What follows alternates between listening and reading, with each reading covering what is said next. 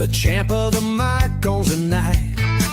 With a mind so slick and a suit so clean, he's running this ring like a wrestling machine. From gold-plated deals to jaw-dropping schemes, he's the mastermind of your wildest dreams. Stand up, take note, bow down if you can. It's the Brilliant Show with the Brilliant One. He's the man.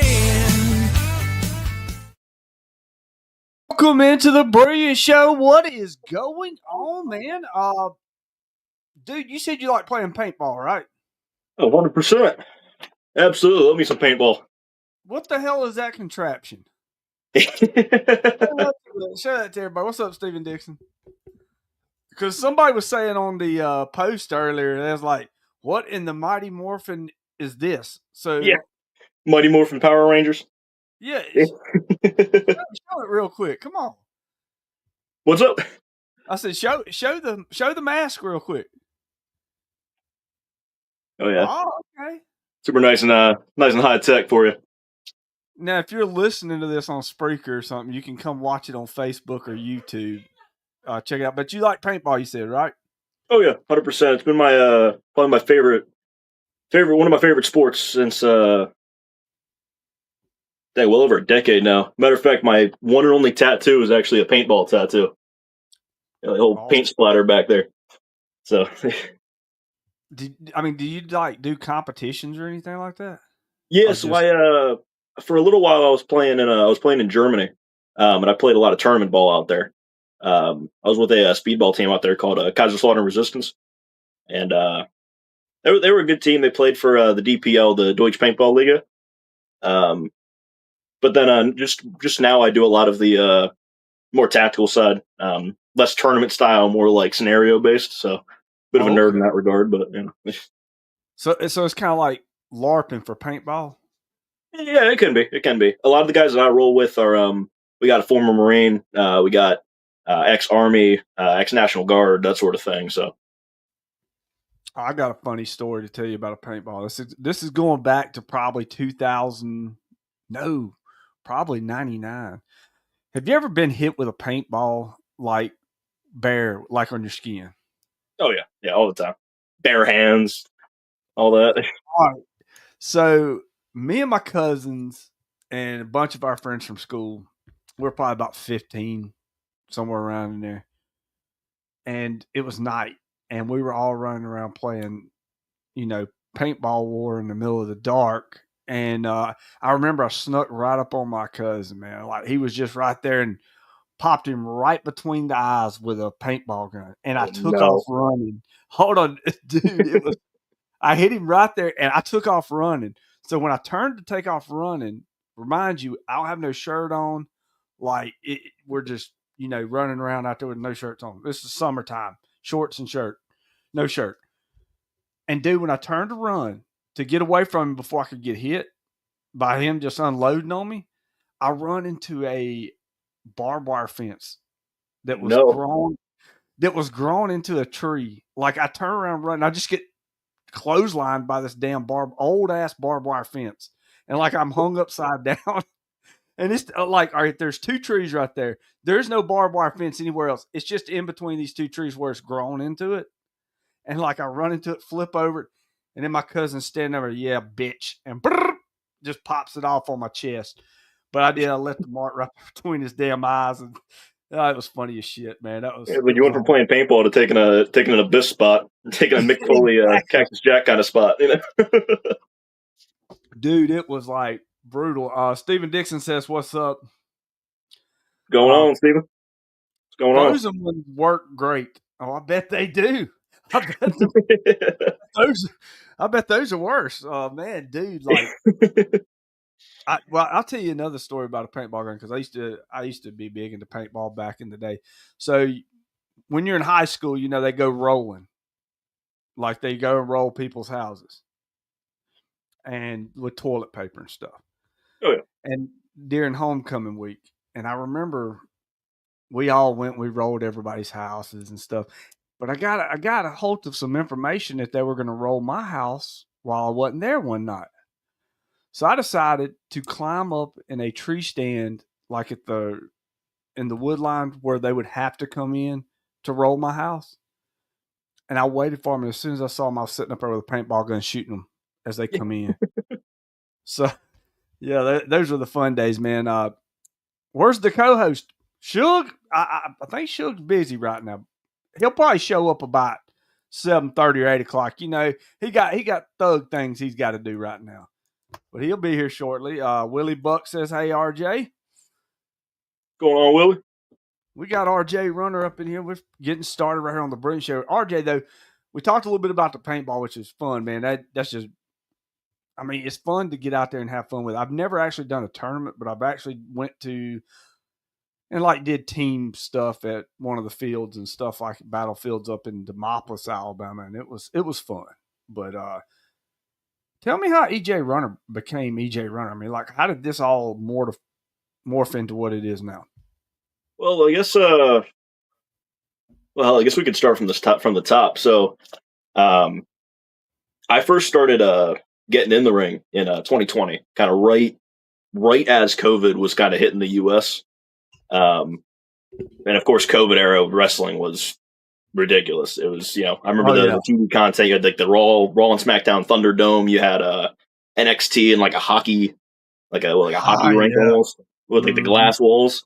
Then of course you had AEW running in like an empty Daly's place. Super weird era for wrestling, but I found myself watching it every week. Even more than when I was a kid, and I was a fan as a kid. So I ended up, by this point, super into indie wrestling, super into getting back into AEW, WWE. And there's an outfit up here in Pennsylvania, ran by Rob Noxious. It's called Fort Noxious. And I remember I saw them working years back at a carnival up here in Marysville, Pennsylvania. And I was just, all right, I'm going to shoot my shot. So I called him up. I'm like, hey, at the time I was stationed in Germany, but I was here on leave. Ended up getting leave stranded out here for an extra month and a half. I was on leave for about a month and a half, just because they couldn't get me back into the country. So I called him up. I'm like, hey man, like, this is my situation. Like, I've always been interested in wrestling. Just wanted to see what it takes to get in the ring. So up here is where I learned how to, got my start as far as learning to bump, running the ropes, basic holds, basic slams, that sort of thing. So really I owe it all to Rob and the crew up there for kind of getting me started.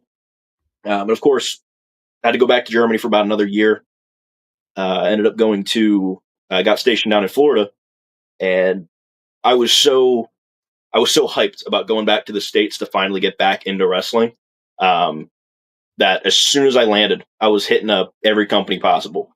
Only one that reached back out to me was Combat Sport Pro. I'm not sure who was running the page. I don't know if it was Lucha. I don't know if it was Catchy, but the only one that responded was Combat Sport Pro. And pretty much from then on, they're like, hey, we're running a show at Props Brewery. I'm like, that's a 5-minute walk down the road from me. So end up going to their shows. I start working for them as a referee. That's kind of where I've established before it was EJ, it was Evan Jones. That's where I established my role as a referee. I worked as a referee with Combat, Alabama Wrestling Federation. I did a little bit with Diamond later on, and a handful other companies up around Gulf Coast. Kind of jumping between Mississippi and Florida. And then got to a point where I used refereeing as a learning experience. Yeah, how do I work a hard cam? How do I maneuver in the ring? How do I learn how to call a match, essentially? And it got to a point where I was like, all right, hey, like, refereeing was great. I'm not one to toot my own horn a lot, but I feel like I was a very, very good referee, and I made a lot of money being a referee down there on the Gulf Coast. But I was like, hey, like, this is the point. I want to make a switch. I want to change. I don't want to do just refereeing anymore. By this point, I was already doing a little bit of I was still going by Evan Jones. But I was doing kind of just like it was indie guy gimmick. That's what it was. Indie guy gimmick. So it all culminated, and I'm sorry if I'm rambling here. It all culminated with, I think it was February of 23, I want to say, roughly, maybe 24. No, February of 23. There was an AWF show, and I was booked to respond to the open challenge put out by Koloff. It was for the, I think it was just the AWF Heavyweight Championship. Yeah, it was. I go out there. Yeah, so I go out there, hit the ring, throw a promo out there, get out there, get my ass absolutely beat by by Koloff, by Vlad, and what happens afterwards is he grabs a steel chair. Forget if it was from under the ring or from the crowd, but he wedges my arm into the steel chair and starts stomping the hell out of it.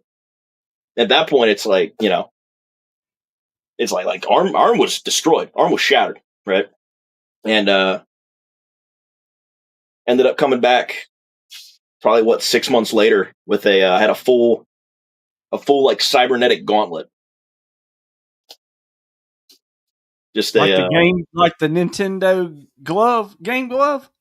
Yeah, yeah, pretty much like the Power Glove, but a little bit bigger. Power Glove, yeah, that's it. Yeah, so it was a full on, pretty much my elbow down to my fingertips was just all cybernetic, kitted out, and everything. I like to say now I've embedded it. It's no longer a bulky chunk of metal attached to the end of my arm. But yeah, I mean that's kind of the story of how the cyberpunk began. It was essentially like, hey, no doctors can help you, but there's this guy in a back alley that knows how to use a welder and a blowtorch. I'll hook you up. I got it right, Steve O'Malley. Finally, Power Glove. Steve, how you doing tonight? But Chris Ricard has a question. How was your time at Diamond? So my time at Diamond was interesting. So I've never actually wrestled. I never wrestled for Diamond. No, I did wrestle for Diamond. Hang on, this is where a big reveal comes. Yeah, give me a second. I did wrestle for Diamond. But I initially started out with them as a referee, and honestly, working for them as a referee was great because I happened to jump in right around the Night of Extreme OVW kind of involvement. Yeah. So it ended up being like I got called up once. He's like, "Hey, you're coming out from Florida. Could you stop by Pensacola Airport and pick up Sabu?" And I'm like, "Abso-fucking-lutely, I'll pick up Sabu." Ended up being he wasn't able to make his flight, and of course now, rest his soul. Sabu, one of the absolute legends, absolute greats of the business. Legacy he left on wrestling as a whole was insane. But yeah, he wasn't able to make it out to the show. But of course, I still drive the whole way out to forget where it was held at the time. I think it might have been out in Pascagoula. Saucier. Night of Extreme was in Pascagoula. Saucier was which one was that? That was the one with OVW. Right. I think this was still the Pascagoula one. It was like kind of like the storm shelter. I think it was. But we're there, and of course I get there, and then we're, Al Snow's there, Tommy Dreamer's there, getting to meet those guys and kind of being able to pick their brain a little bit. Attended the Al Snow seminar, and then later on it's about intermission time, and I get approached, and they're like, "Hey, you refed a couple matches before intermission. Al Snow's trying to pack up and head out of here. Can you be his ride?" To which I'm like, "Absolutely, I'll be Al Snow's ride."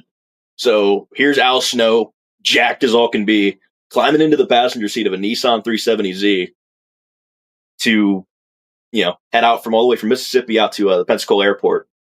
And yeah, he was his brain for the business is incredible. Just being able to talk to him on like a 1-to-1, just driving in the car, pick his brain was insane. I've also I got the privilege of introducing him to Buc-ee's, so I can officially say my mark that I've left on the wrestling business is introducing Al Snow to Buc-ee's. Buc-ee's. Don't forget to like this video. Hit that like on the video if you have not yet. EJ Christina says, "Hey." I forgot to put that up there. Said, "Hey, EJ." Let's see here. So that's how you broke in. Had your time with Diamond. You did some refereeing. Oh, that's great. So after that, because I remember me and you were on a show. Who did you take on the show that I was on? when we were at the Boys and Girls Club in Sims. Let's see, 'cause that would have been with AWF, I believe. Yeah, it was with AWF because I was there. I think John Taylor, me and Murdo. I think me and John Taylor took on. I want to say it was Mac Daddy Does. We took on, and then, or no, Murdo took on Mac Daddy, and I think John. I can't remember who John took on. Was it you?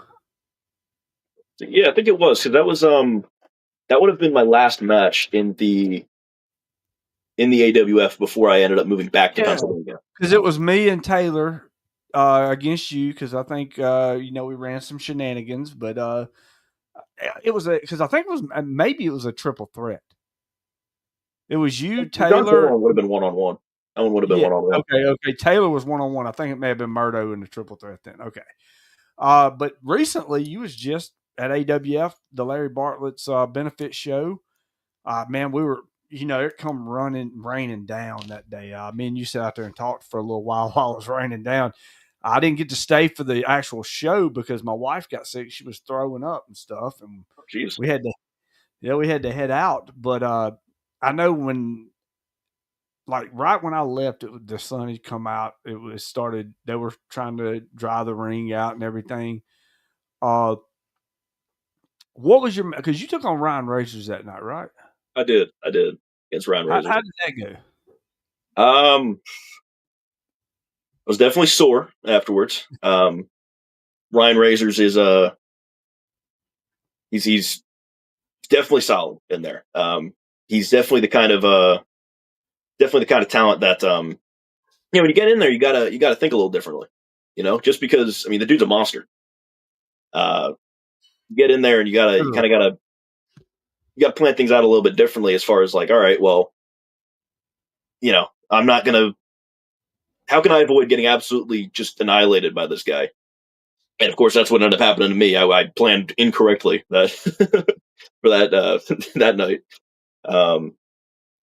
In fact, if you pull up the match on YouTube, you can actually see in one of the camera angles, there's a shot of me getting black hole slammed onto a steel chair, and not like a closed on the ground steel chair, an open steel chair to where the seat warps, just completely bends like that. Like there's a full 90-degree angle of this seat, and it's. But yeah, no, Ryan Razor's he's great. He's great. Yeah, Ryan's a great talent, and I think he just picked up the Mississippi Championship at MCW, if I'm not mistaken. So he's running wild over there. Remember to hit that like on the video. And while we got a second, let's go ahead and plug it. Go check out the merch on brainbustertees.com. The brilliant one, baby. Go look it up. It's right there. Get you a t-shirt. We got the Brilliant Show Off the Rails t-shirt. We've been giving them away on Monday nights as well. And, that way you can join us on Facebook. All you got to do is hit that subscribe button on Facebook. It's 99 cents a month. That's less than $12 a year. And every Monday through July, we're giving away a free t-shirt. And I got some other stuff coming up on that as well. Suge White, where you at, man? I thought you was going to be here. Ryan Razor sucks ass. Oh. Ryan defended the unofficial Mississippi Championship at the show. Yeah, but did he win the actual one? I know he defended the unofficial one, but did he win it? Stephen Posey, what's going on, man? Have you got your shirt yet? I know it's on its way. So let's see what else we got here. Then won it in a unification match. How do you unify something that's unofficial, Chris Ricard? Huh? It does bring up an interesting question, because what if I did beat him? What if I beat him, took the belt home? That then what? Awesome. Am I suddenly needed for this unification match, or did I not actually win anything? It's like, no, you're the champion at that point. Yeah, I'd play it off like that for sure. There's an official and unofficial Mississippi titles. Oh, okay. Didn't know that. Ryan Razor says his name and he appears. Is that right, Ryan? Well, there's the MCW Mississippi champion right there, Ryan Razors. See what Stephen Posey's got to say. I have to check the mail. It may be there today or tomorrow. I can't remember when it is, but it's going to be there. And when it is there, send me a picture of you wearing it. We'll show it up here on the podcast. He had the unofficial belt. Okay. And he's undisputed now. All right. So me and you also talked a little bit about something. You're in Pennsylvania, right? Yeah. I envy you on that because you get to play Poker Stars legally up there. Oh yeah. No VPNs required. Just right to the Yeah, app. dude. I mean, I used to. And when I say I used to, it's been like, God, 15 years ago. I was playing, or longer. I was playing Poker Stars and Full Tilt back in the day and just killing it. Back in 2008 and 9, there's no telling how much damn money I made on Poker Stars and Full Tilt. Now, I don't know if you know the whole story on that because you're still young, but Black Friday in 2011, I'm sitting at the casino playing a tournament in Tunica. And I can't remember if it was a World Series of Poker circuit event or something. But anyway, I was sitting there playing that. Oh, I miss Poker Stars, Steve O'Malley, big time, man. That was my bread and butter. But I get a text from my friend. He's like, "Hey, I hope you got your money off Poker Stars and Full Tilt." And I said, "No, I hadn't." And he said, "Why?" He said, "They just shut it down." Dude, I was sitting in this tournament. We're down to 20 people left in this tournament. It's midnight. I run to my room. I pull up my laptop, and the DOJ is on the website. Oh I'm no. like, you can't log in. You can't do nothing. We don't know any information at this point. And when I say I had a lot of money, I don't say I had $100. I don't say I had $1,000. I had life-changing money on those sites. Okay. So when that happened, I went back down there. I was so damn depressed that when I went back down to finish this tournament, I was like just thinking about the money I had online. Because even if I'd have won that tournament that I was playing in right then and there, it still wouldn't equaled up to what I had on that website. So I'm just sitting there in depression mode. Even though I finished third in the tournament for like 15, I think it was 15K. Oh nice. Yeah. So I go back to the room after I get done with this tournament. And I'm just sitting there in a depression, like thinking, what am I going to do? Next morning, they released that all U.S. players would get their money back, that they, Poker Stars said this, not Full Tilt, but Poker Stars was basically saying you will get your money back, don't know when, blah, blah, blah. It took a while. I did get my money back from Poker Stars. Never got my money back from Full Tilt. Full tilt. Oh, 2011. Oh yeah, I was in that one, baby. I mean that 2000 between 2007 and 2015. You found me at a poker table somewhere. I was living in Vegas. I was doing all that good stuff. I played Ultimate Bet. I played Ultimate Bet too. And I don't know how much money I had on. I didn't have that much. But Ultimate Bet got shut down too. And I didn't get my money. Doyle's Room, I was on there. I didn't get my money back from Doyle's Room either. I can say he's better than the first champion who vacated. I loved Poker Stars, man. I mean, like really, back in 2008 and 9, all you had to do was know basic poker, and you could make money, dude. I could make $6,000 just playing cash games in like 3 hours on Poker Stars and Full Tilt. It was just, it was just like porn. How is Poker Stars now that it's in Pennsylvania and New Jersey, I believe, and there's a couple other places, but it'll never be in Mississippi. Too many people against it, and I don't understand why. But explain to us what it's like on Poker Stars up there right now. I mean, because y'all got like machines that you can go cash vouchers out at, don't you? Oh yeah. Yeah. It's Pennsylvania is great because it's you can go to, we got casinos that you can you can go up to Hollywood Casino Penn National and you can bet on horses, you can play poker, you can play blackjack, slots. It ain't like, bouncing around the Gulf Coast where it's like, well, I can go to the Greyhound track to play poker and then like a couple card games. But then if I want to go play slots, I got to go to Atmore and then I got, got to like make a road trip just for a regular casino trip. I will say Poker Stars specifically, there's definitely the era of Poker Stars back around like the '08 to like 2012 kind of area, um, it's totally different playing field now because back then you had the boom where you had Chris Moneymaker who's like has a story of I played a free roll or like a low stakes low budget tournament, moved all the way up, won the World Series of Poker. And people were so enthralled by that story that everybody flocked to Full Tilt, to Poker Stars, to their local card rooms, to Vegas, going, and poker blew up after that. And I think shortly after is when more of the online legislation came out about it, to where now it's like, well, nope, you can't do that online no more. But I don't know. I love Poker Stars.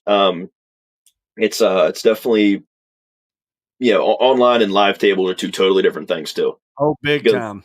Yeah, because live table you got to be able to have a poker face. You got to be able to bluff. On Poker Stars, it's all numbers. It's all a numbers game. So if you know your odds, if hey, I should be betting out. I should be betting out 40 here, not just 20. Little things like that. I will say, to this day, my favorite place to play poker. I've actually got a deck of their cards sitting right here. My favorite place in the world right now to play poker.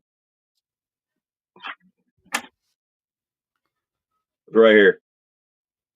Hopefully that's not reversed on screen. Golden Nugget, Las Vegas. Golden Nugget, Las Vegas, Nevada, right off Fremont Street. You get so many people that are. I mean, it's a mixed bag. You go to a place like Resorts World. You go to a place like Horseshoe. You're going to be playing against pros. You're going to be playing against people that know what they're doing. You play off Fremont Street. You get the drunks. You get the belligerent. You get people that have never stepped foot in a casino day one of their life. It is, if you want to just stack people over and over, Golden Nugget. Dude, I played at the Golden Nugget like all the time as well. And you're right. Here's the thing. Steve O'Malley, I think it was the WPT, and Pot Limit Omaha. Now that's my game right there. Like, dude, I went to New Orleans and played the WSOP down there and rolled through a bunch of people in the Pot Limit Omaha packing. I think it was 2014 or 13. Man, it came down to like me and Ray Henson. He's one of the top Pot Limit Omaha players outside Daniel Negreanu.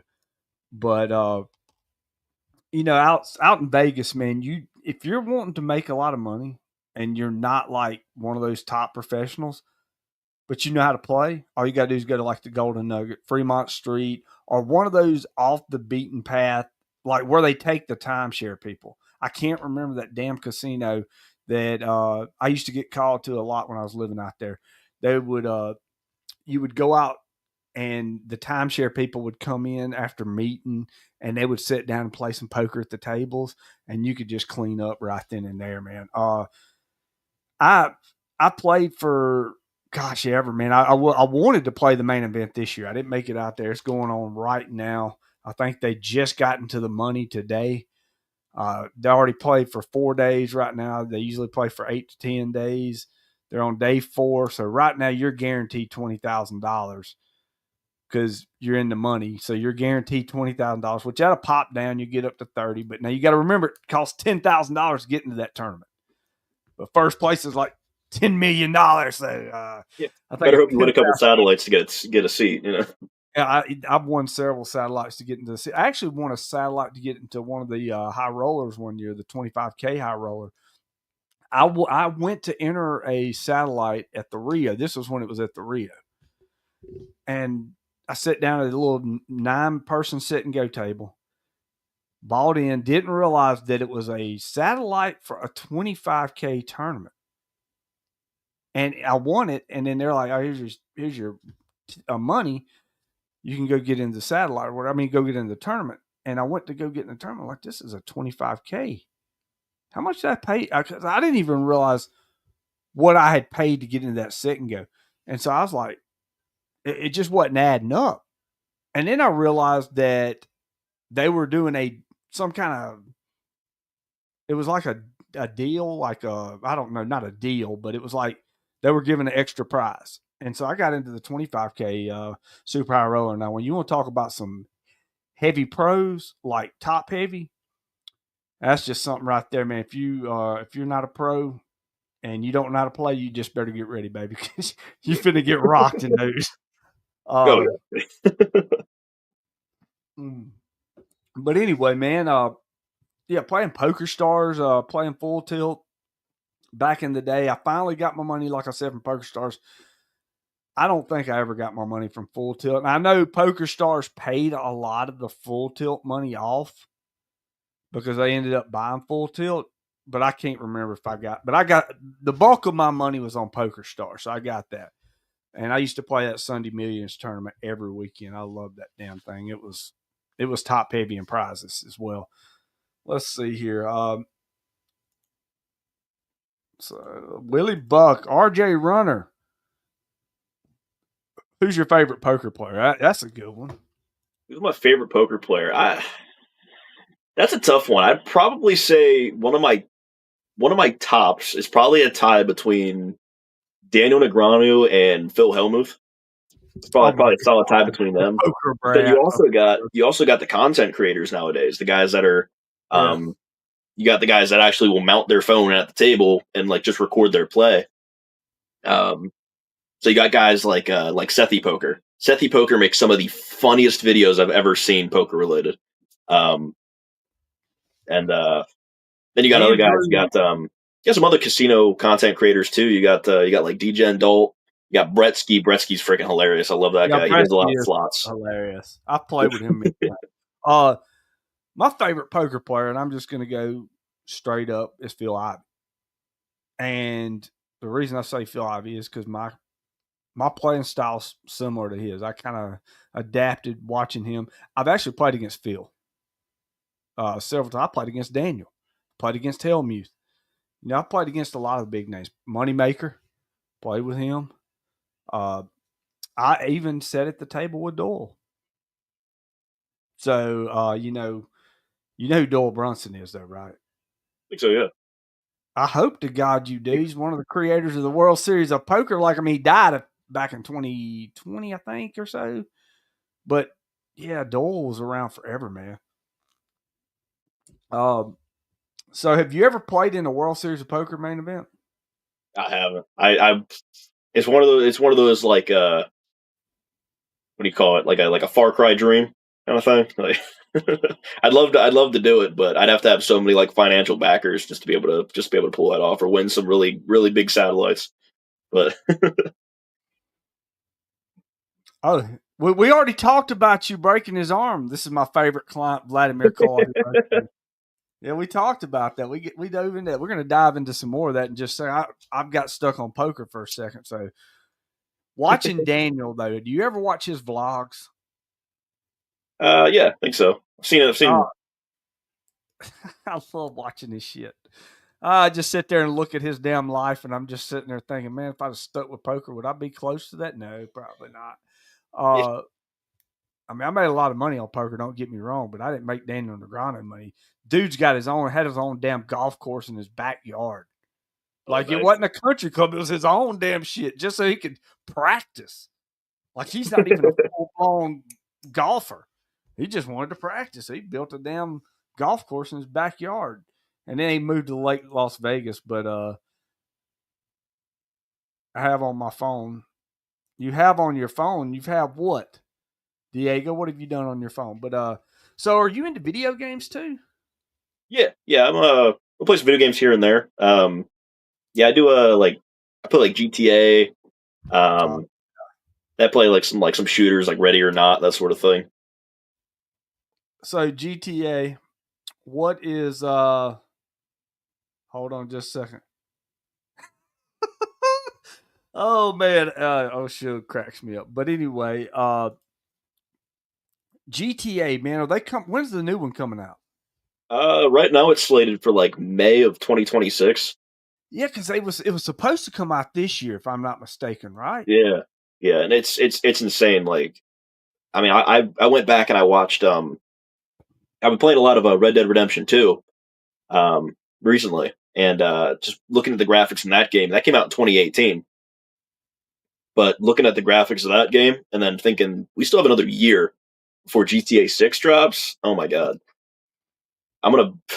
once it does eventually drop on PC, I'm going to spend a lot of money on getting this thing upgraded.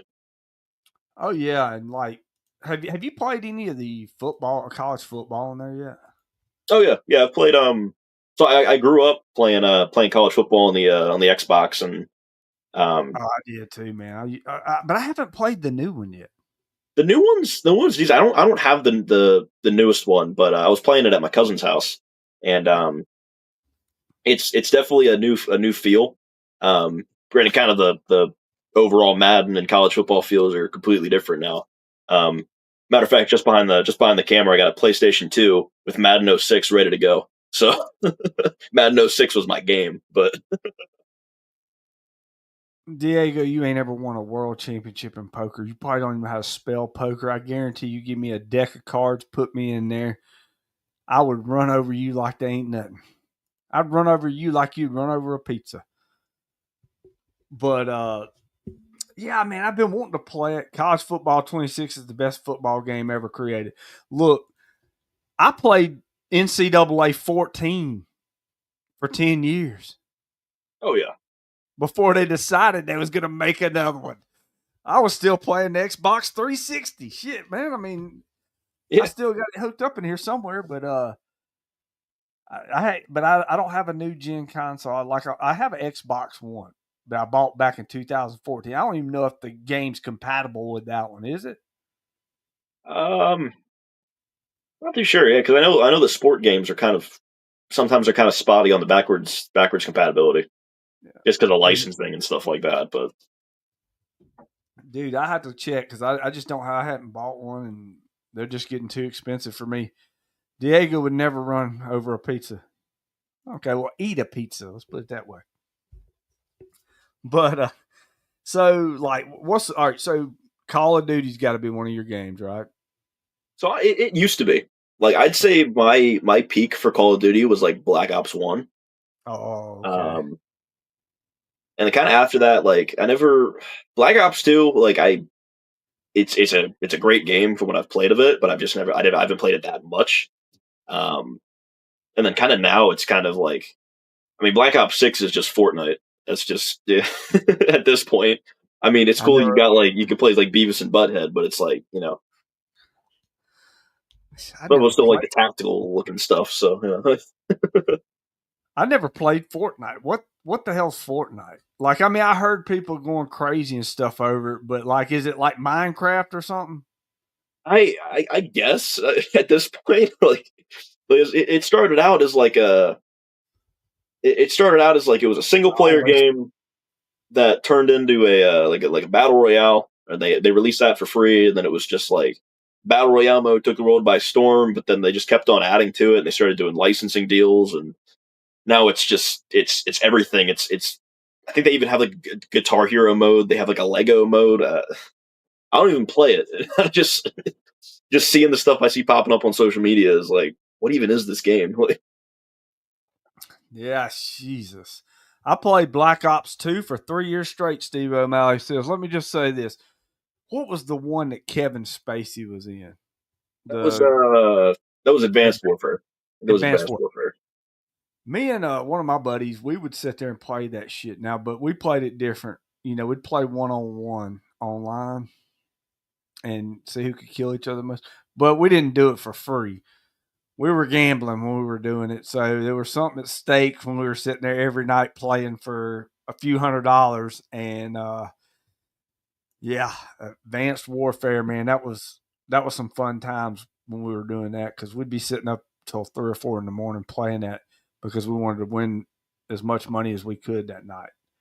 But yeah, it was a fun time. But so now you said you did some stuff with I think you did with Diamond, you did with AWF, you did with Combat Sports Pro. I think Willie Buck said something about Freedom Force Wrestling. What's that? Oh yeah. So Freedom Force was a company. Um, I was running out of Panama City Beach, and they were pretty solid from what I did with them. I didn't really do anything more than refereeing over there. Occasional one off matches. I think I wrestled T Gaines under a mask out there. She beat you, didn't she? Oh, 100%. Absolutely. But yeah, I think I worked with her under a mask out there. But yeah, I mean they were just another one on the checklist for me. Definitely a solid company out there. I'm not too sure what happened to them, but because I know at the time they were beefing with like XIW when the XIW was running out there. Oh, so they were running. Were they running in Panama City? Yeah, I think both of them were trying to run Panama City Beach, and I guess they were.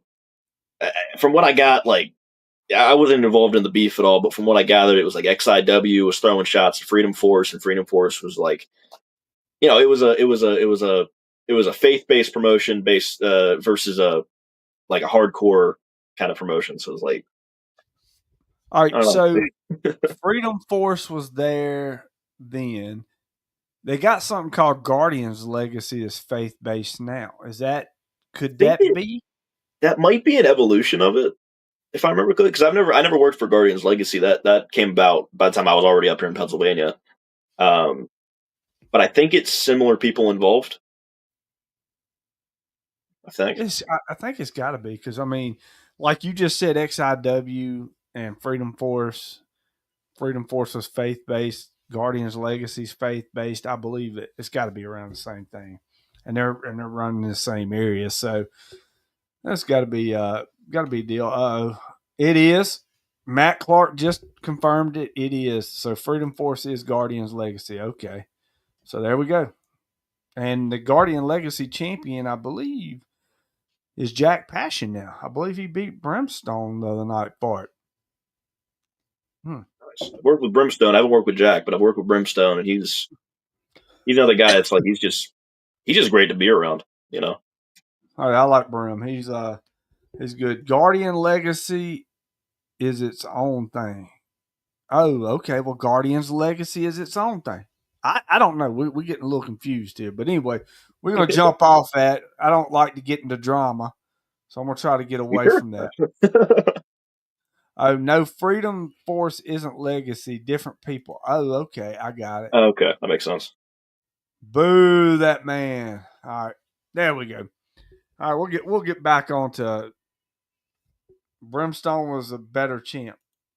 Oh, better champ than who? But anyway, getting back into some other stuff, talking about let's go back to poker for just one more second. How much or what's your favorite thing to play on Poker Stars? Because I know you showed me a screenshot earlier when we was talking.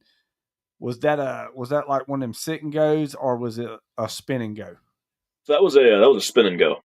And if you're not familiar with what the spin and goes are for the audience, what it is, it's like you pay a buy-in fee, and once you get 3 people, it'll pretty much pop up row of numbers like a slot machine, and then whatever it lands on is what you're playing for. So I usually play like the $25 buy-ins, and then I think the highest that I've ever actually been a part of was I think it was like a $1,200 prize, and once you get up to the high numbers, your odds go up because usually they'll do a second place prize. So in this case, it was $1,000 for first place, $200 for second place. I ended up taking second, which I was kicking myself because I made a dumb all in on cards I shouldn't have went all in on. But yeah, but yeah, spin and go is definitely my go to over there. I also play some of the bounty tournaments. Oh, bounty tournaments are great, but you know what I hate about damn bounty tournaments online? Was that? Them fuckers go all in all the time. Like, all right, so let's say I'm an old school poker player, okay? So let's say I'm on the button and I raise, okay? I'm in position on anybody because I'm gonna be the last one to act. So now everybody's got to act in front of me. Well, then you go here, I raise on the button, small blind folds, big blind repops it. Okay. Well, my position would it would depend on what my hand was at that point in time. If I flat called or if I raised. But now, like if I raised on the button, fucking big blind just shove all in on me. And I'm sitting here going, I had 3 deuce of hearts. I was just trying to see a flop, but It's wild. All right, so you do the implied odds, you do the pot odds. Is that your kind of your deal? You do the whole internet lingo game, Um, all numbers. I'm still trying to learn that much. A lot of times, what I'll do, my usual strategy is I just kind of do I just try to bluff a lot. Oh, I dude, don't even start talking about bluff. Oh, here's a bluff. Hold on, that was good. dude, before you say anything, I got to. You know, the whole evolution now is GTO. Everybody's doing the GTO theory now, the game optimizer theory, and I still hadn't caught on to that shit. So I just still play my old school style poker. Yeah, What's up, I'm Shug? still learning, but yeah. Man, what's up, man? You done talking about this pansy ass poker shit and ready to get into some Oh, wrestling? yeah, let's get into some wrestling. Play every hand regardless. Shit, Diego. Yeah, come on. I definitely want you to play me. But the current one, Chris Ricardo. What's up, Shug? You got anything to say to EJ Runner here? Hour, 13 minutes. I don't know you, EJ. So what's up, man? Introduce What's going on? yourself. EJ Runner, one and Yeah. only Cyberpunk professional wrestling, the Cyber Psycho. Oh, you're a cyber psycho where? God dang you. Anywhere I need to be there. Let me ask you this, EJ. Because, I mean, we know, but we don't know. You was the prankster in DCW, wasn't you? All right, that's gonna do it for my time on the podcast. I hope you guys have a fantastic night. That's where you from? Yeah. I was the prankster in DCW. Who trained you? Oh, I jump around. I go anywhere I can get trained. I train Rob Noxious up here in Pennsylvania. I train with El Cachi down in Florida. I train with I went out to Texas. I was training with Hernandez for a while with TNA fame. Um, Anywhere I go, I'm trying to get involved. So I think the head honcho needs to train EJ Runner. You think you can do something here, Shug? Hey, man, my services ain't cheap. So look, man, your time at DCW, how long ago was this? I heard you're in Pennsylvania now. yeah, this would have been let's see, DCW. I think my time as refereeing and then eventually turning into the original prankster was would have been like 2020, 2023 at the latest. I think kind of more so 2022 around that time frame. How long did it take from you to go from a referee to a ring performer? I'd say I was refereeing pretty steadily for I'd say at least a full year before I was starting to pick up wrestling bookings with it. Do you feel being a referee helped you become a wrestler? Just ease the transition? Because you see a lot of guys out here agreeing and don't really pay attention to psychology. And I know as a referee, you have to know everything that's going on. Oh yeah, 100%. I mean, and my big thing too was I looked at the matches and while I was in there and while I was helping put on the show, I was also studying the hell out of the guys in there. Kind of just learning from the inside out, the way I like to think about it. So that's one thing I was recommending to people for a while too. People that knew were getting into wrestling was like, hey man, like be a ref. Like there's no shame in being a referee for a couple indie promotions and then going into and then taking your wrestling and going into something bigger. Because that's knowledge you can't afford to lose. Nah, man, it's There's great like to hear, more man. than one. Because there's a lot of guys that don't understand. Hey, you might not have a place on the card right now as a ring performer, but if you get on as a referee, bro, that's still a blessing that you want to show. And people don't, a lot of young guys starting off don't want to look at it as something positive. Well, let me tell you a story about that. So when I got in, I filmed, I refed, I did whatever was needed of me.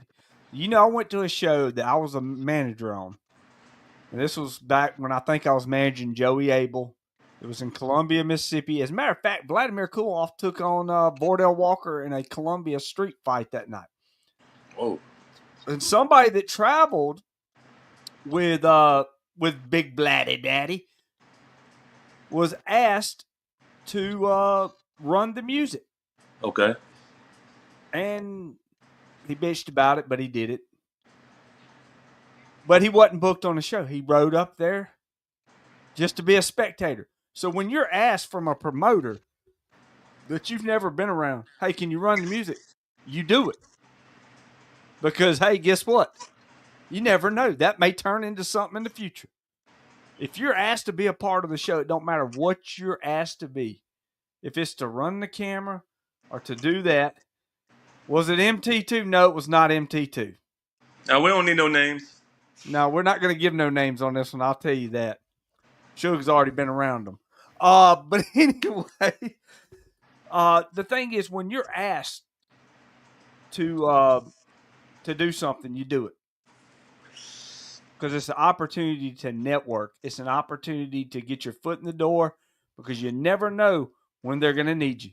No, the time that you're talking about with MT2 was he showed up and got plucked from the audience to be a talent and then was chasing Joey Abel around all night for his money that was never agreed upon.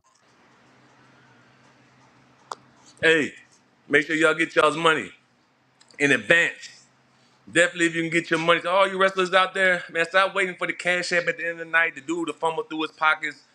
Get your money before the show, before your match. You ain't got nothing to worry about. You just focus on what you got to focus on. No, here's the thing.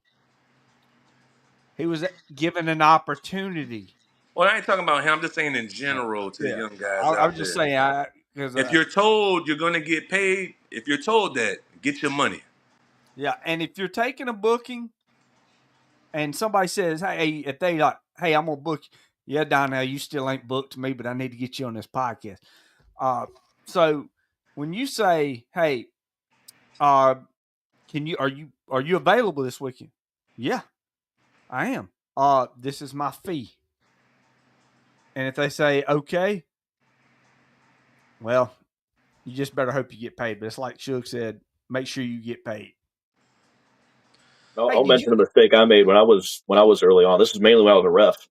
I told promoters whenever we were discussing rates and stuff, I told them, base it on my performance out there. I'd say base the rate you want to pay me off of performance out there. And then I found there were the solid companies that were like, okay, cool. Here's an envelope. There's $40 in there. And I'm like, all right, cool.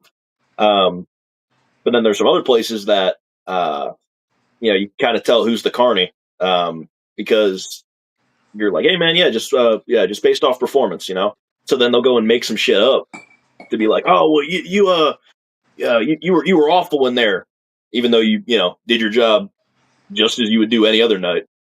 Now, let me ask you one simple question because you really gonna say, "Oh, it's time for me to get off podcast now." How much did Diamond pay you? Honestly, I don't really remember. I definitely did receive envelopes from Diamond, but I don't remember how much they were. I mean, most of the time they were.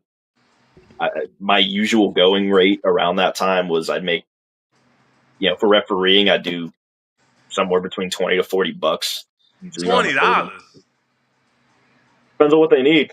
Obviously, if I'm driving the whole way out to, last time I was in Fort Walton Beach, Florida. If I'm driving the whole way out to Mississippi, you're pushing more towards the 40 range. But if it's down the road, Suge, he ain't Suge White now. He ain't getting paid. Look, man, he ain't got to be Suge White, but there's bums out here. There are bums out here getting way more than $40, man. Oh, I see them. So all the new guys coming up, man, don't undersell yourself. I ain't saying oversell, but don't come in there and go for $20, man. There's so many bums out here getting paid, bro. So Well, I was talking to one of my buddies. He's based out of Atlanta. His name's Hakeem Young. Great talent. Definitely shooting him a little plug here if you don't mind me, Brandon. Plug anybody. Yeah, great talent out of Atlanta, Georgia, and I was talking to him, and because me and him have been kind of joking back and forth about running a match against each other for a while now, and he was talking. He was like, well, what's your rate? I'll let some promoters know. And I was like, yeah, man, I usually ask like, I'd probably say like, shoot me some money for travel and then 40 for the match, 50 if it's hardcore, 50 if you want me to get some color or something. And then he was like, why are you booking it so low? Like, why are you setting the rate so low? I'm like, that's low. And he's like, yeah, man, I can get you like $100. I'm like, shit, sign me up. That's double what I was asking. Like, Oh, well, so I think sure. it's, I think Brother, it's just like a, they're never You gonna know, book that match. You don't have to worry, Diego. That match probably will never happen. why won't it ever happen? Man, because any promoter in their right mind ain't gonna put that boy in the ring with me. Ooh. But look, Woo. I ain't mean to cut you off, EJ. So let's go. So you making you're good, you're good. your boy made you realize you underselling yourself. Oh yeah, yeah. I mean, as soon as he told me like, yeah, man, the going rate down here is like $100, I was like, I don't even think I've seen that much money for any show. Like, Well, you definitely gonna see it one. yeah. So now, so what's the scene like in Pennsylvania? You wrestling just in Pennsylvania, or you traveling? I try to travel as much as I can. I was actually just down in Mobile for the benefit show for Larry. Um, yeah, like Cancer Mania down there. Um, but yeah, I've just been kind of traveling wherever I can. Pennsylvania's headquarters right now, but I was also just down towards the end of last year, between like September and December. I was down in Texas, in San Antonio, working shows down there. A company down that way called AWR. It's run pretty heavily by Hernandez and a couple guys down there. Okay. So How's the how's it the difference in the styles between you up north and then down here wrestling since you're wrestling in both areas? I'd say you definitely notice there is still a difference in kind of moves. Like a way that you would take try to think of an example here. Yeah, take something as simple as a headlock takeover. Right, headlock takeover. The way you do it down south is totally different than the way you do it up here. Way I was trained was, and the way that I've seen kind of being the style down here was, you do a headlock takeover and you kind of protect yourself a little more. You kind of position your hand so you're not breaking your neck if the other guy fucks up. Um, up north, up here, he gets that headlock on there and you just go. You just send it, and it's like, and it's not saying it's like an unsafe thing because it's like, hey, these are how these guys train up here. Yeah. But I just remember, I'm up here using what I learned down in Florida up here, and they're like, "What are you doing? You're not doing that right." I'm like, "This is how I was trained, dude. What more do you want from me? This is how I was trained." Gotcha. Who's some of your notable opponents? Notable opponents. Let's see. I just faced Ryan Razors. He was pretty Ryan sick. I Razor faced. sucks, man. He ain't nobody. I said Uh, notable. I said notable, brother. Nobody knows him. let's see. Faced Brimstone. Okay. Um, had a pretty solid match with back at AWF a couple years back. It was AK-47 and John Breslin. They were both in there. That was a pretty fun match. I enjoyed that one a lot. Hold Faced on just Brimstone. a second. Hold on just a second. Nick Wonder, here's a legit question for you, Brandon. Talking about pay, how much should a promoter make on a show? Talking about after expenses. Look, if you break even on a show as a promoter, you are in good shape. Because here's the thing, I don't care. You're not going to get rich in independent wrestling. And Nick, I know you know this, but here's the thing: if you're a promoter and you break even, that's a good night. If you make profit, and it don't matter if it's $50 profit, you happy with that $50? Because what essentially a promoter is there to do is to put on a show for a fan and to make sure that the fans get a good experience. Because if you get a good experience, guess what? Things grow. And as we know, SWA has been doing that for years. So they've built a very good fan base up there, Nick. So I know how that is. Look at this. Simon Phillips, who was on here last night talking about fuck Goldberg and his Make-A-Wish Foundation, is up on here. What the fuck? Simon, as always, love you. And there's Donnell again. Donnell, you only show up when you're looking to, book talent and stuff like that, but you never book me. It's just, It's about entertaining the community and having fun. It is, but you got to at least break even at the most. And they keep coming back. That's right. You got to keep the fans coming back. That's why you upgrade your talent. Brimstone was where you was at. Continue on. Yeah, let's see. So Brimstone, he's solid. John Taylor, I absolutely want to wrestle him I again. love Taylor, baby. Taylor's my boy. John Taylor. If you're watching this right now, if you catch this somewhere down the road, hit me up because I want to. Let's run it back. Definitely. Yeah, I mean, as far as I've been in the ring with big names. As far as like direct, one-on-one competition,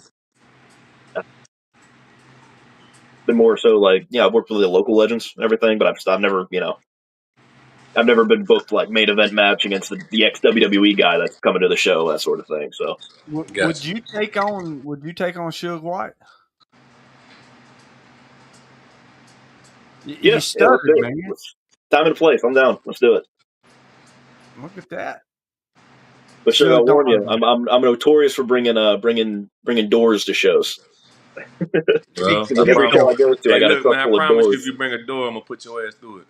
Hey, hold on, EJ. Let's talk about this for a second. What was I saying when we were sitting out there while the rain was pouring down? And you said, I said, "Where's your big ass door?" And you're like, "It's around here getting soaked by water." Okay, but it don't matter because I'm probably gonna go through it anyway. I said, "Yeah, anytime you bring something to the match, you're going through it. I mean, it's just the way it works." Yeah. Well, I remember one of my so I've always been a fan of hardcore wrestling. Like hardcore wrestling has been it's been my just most engaging form of wrestling ever since I was a kid. I specifically remember what really got me into it was the kind of it was Rob Van Dam versus Abyss on TNA, and they were doing I think it was like a Stairway to Janice, that big nail bat that he has, doing a Stairway to Janice ladder match. And at the time, I'm a little kid, this is like my, I didn't have WCW versus WWF. I had WWE and TNA. That was my Monday Night War. I remember watching this, and I'm like, all of a sudden it cuts to Rob Van Dam backstage covered in blood, and there's Abyss standing over him with Janice. He's little monster lunatic, and that triggered the most visceral and real reaction from me. Of course, I was a kid, right? Didn't quite know how things worked around here, but it triggered such a visceral reaction to where that was like that's it. Like that is what I like from the business. Some people enjoy the technical side. I'm definitely a hardcore buff. But when you talk about hardcore, do you include deathmatch, or is that a different category for you? I do. I do see him in bits of different light. Obviously, deathmatch is going to be a lot more intense and severe than than just regular hardcore. I think there's a time and a place for both. My big thing though is as much as I love both styles, as far as wrestling goes, there needs to be story, and it's like there needs to be a reason two guys are in the ring breaking light tubes over each other's heads. It can't just be. It can't just be, oh, well, it's just because it was booked this way, or it's just because this is going to be the wow factor for the crowd. It's got to be, these guys hate each other so much that they're willing to borderline kill each other for the entertainment of the fans, essentially. Yeah, I feel you. So you've been in hardcore matches yourself? Yeah, I've done like hardcore spots here and there. I've taken I think the most violent thing I've done was I took skewers. That was interesting. I was refereeing. I took skewers as a ref, which is crazy. It was over there at Combat Sport Pro. It was ref. What at an AWF show was it? No, that was over with Combat. Okay, that was Toby Farley and Wes Warren did that. I remember seeing some of that stuff, and man, damn. Yeah, I was there for that. In fact, I was actually in backstage helping Wes put actually, I supplied the gigs for that match, and I I was helping him out backstage wrapping I had a spool of barbed wire I brought with me. As soon as I heard there was a death match, I brought the barbed wire with me, and we're wrapping a crutch with barbed wire, sitting there backstage. Yeah, He's a Toby Farley's wrestler. great too. And, what the hell? That's another guy I'd love to work with. Who? Toby Farley. Oh yeah, Toby. Yeah, he's got connections up here. I saw him about a month or so ago, maybe 2 months ago, up here at a show up here in Pennsylvania. Yeah, he travels all over. Suge, your boy Raza's up in here. Raza! You gotta get him on the show, man. He is. He's on here next week. Next Wednesday, as a matter of fact. I'll hop in on a second hour. Are you gonna hop in here with Raza? Yeah. Okay. So, yeah, man, death matches, like, I've enjoyed watching some of them. As a matter of fact, John Wayne Murdoch, he was on my old podcast. Going to have him probably try to drop in on this one eventually, but he's a death match wrestler. You got to have a story behind things. You got to have psychology behind things. Like a death match and stuff like that, that's a blow off. That's what it's there for. And you can't do it every match, every show. Now, there is a niche for it. But as far as a wrestler, man, it's just your longevity in the business is not there. It's not there for that. Oh, yeah. And you look at guys that are... What's up? Suge ain't doing no death matches. No, I said that's why your longevity's there. Oh, look, my gosh. Hey, Suge, your favorite person's here.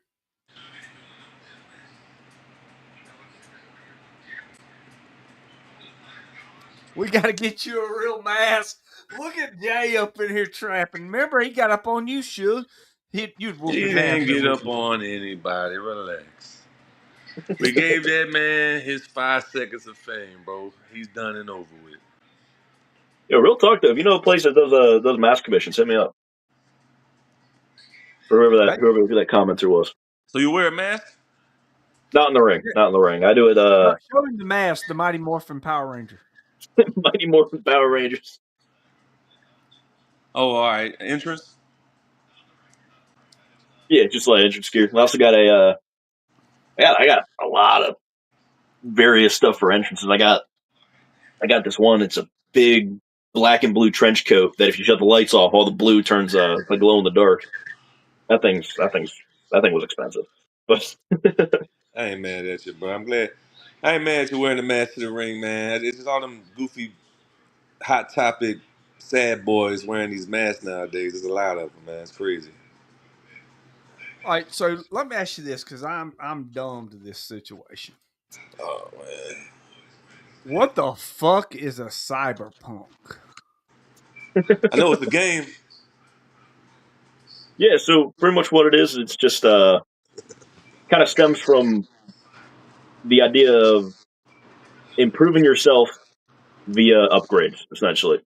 You know, it's like, okay, well, you know, my cardio is bad. Let me get some new lungs. You know, let me get some. I need to get my strength up. Let me get some big ass cybernetic arms. You know, let me get some embedded. You know, cybernetic. You a cyborg? Yeah, that's what I'm thinking. Yeah, I mean, I grew up on Mortal Kombat, like what was his name, Cyrax and Sector, you know, kind of shit. But nah, you remember that cyborg movie from back in the day, man? Oh yeah. Jean-Claude Van Damme out here, man. Yeah, cyborg, yeah. So, like doing the prankster shit, we have the technology, whatever the hell that means. I got technology too, but anyway, doing the prankster shit in DCW, how'd that come about? And I know they, made a big deal about it. You painting up shit and stuff like that. I'm ready to talk now. Yeah, so prankster kind of came around. It wasn't my idea. It was. I'm sure it was Tommy. You got it.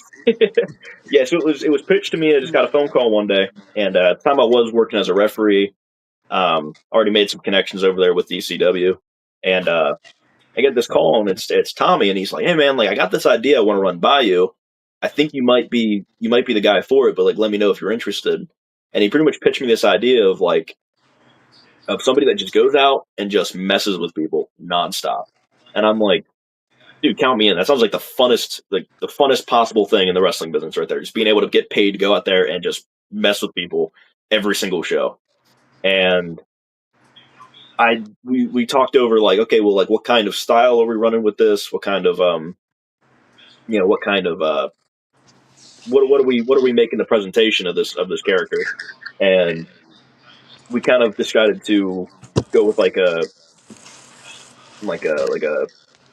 graffiti artist kind of thing where it's so I was out there doing all the graffiti stuff. I was spraying tables. I was spraying. I think there's probably still spray paint at the at Tommy's business up in like the rafters where we filmed some promos. But yeah, it ended up being like the big thing was I think we kind of agreed on too that like this character was not a wrestler and like it shouldn't be presented as a wrestler, and it made sense to me. So I looked at it like, okay, cool. So like civilian clothes. I mean, I wrestled in a hoodie, cargo shorts. But what I realized pretty quickly on was like there were certain people backstage that didn't realize that was just the role, just the character of it. It was people were looking at that and thought I was just some another trash bag indie guy that was too lazy to go buy gear. By this point, I had already owned my own gear. It just I wasn't getting booked in a position where I was using it.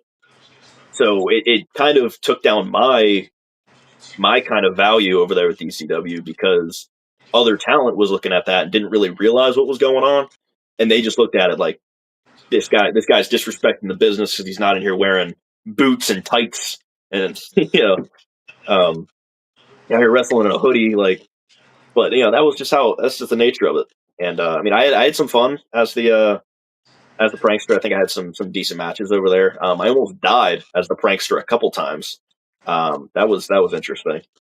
But yeah, I mean, it's definitely just it's a path. It's a stone along the path. That by this point it's like it's in the past.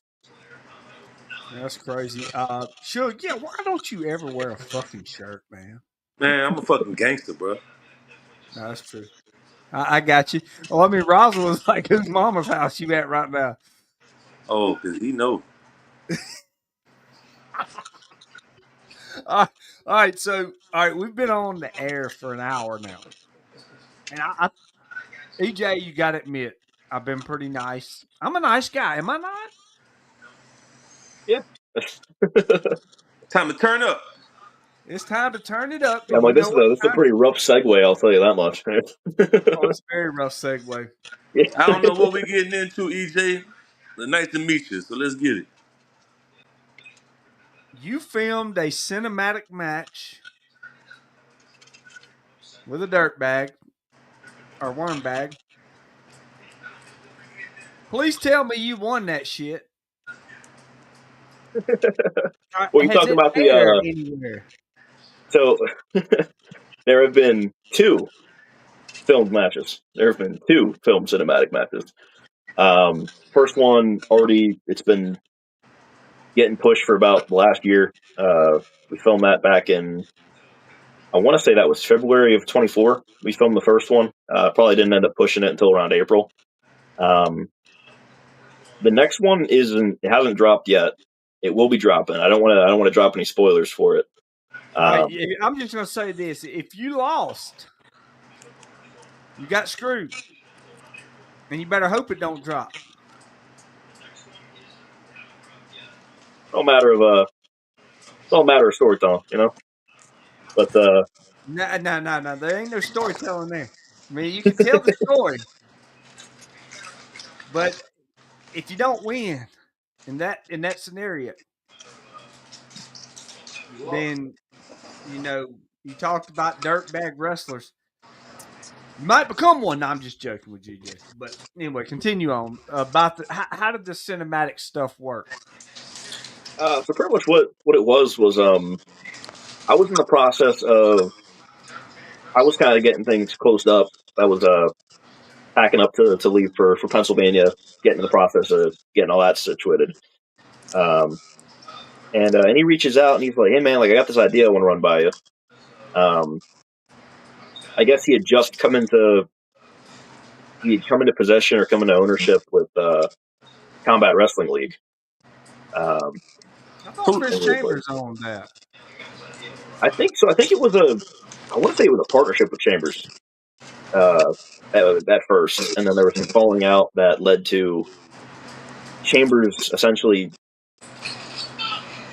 pretty much some sort of falling out that Walter left the CWL and left it completely to Chambers, who ended up rebranding it into the Crossface Wrestling League. Yeah. So just some weird politics there. But You just put him over what's up? No, I didn't put him over. I just in the first match.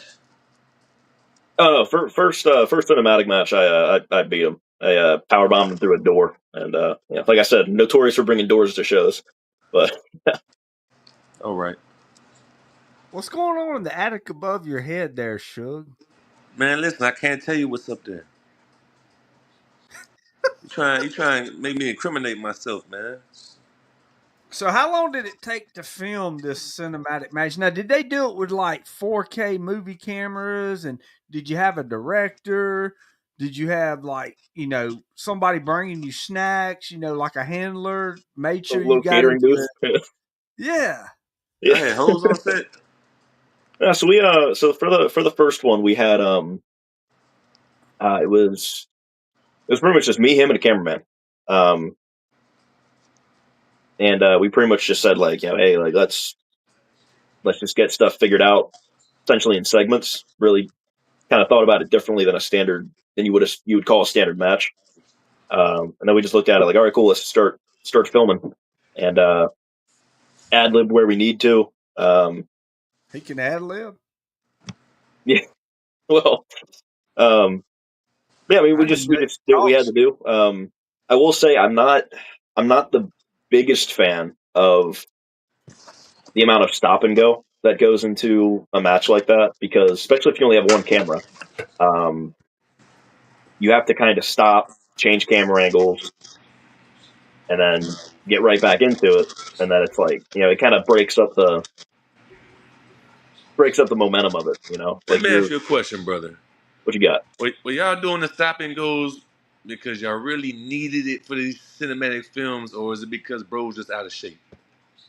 I want to say it was more so for camera angles, especially this the second time around. It was definitely more so for the camera angles. Just because I mean, it's only so much you can do when you got one camera rolling. One? That's not a movie production. You know what a movie production is? They have 4 or 5 cameras in a circle there, man. They got you going down.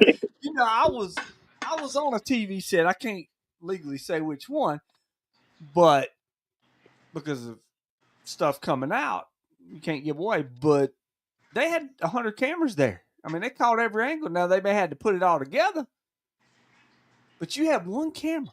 I thought you was working for a high production movie company over here.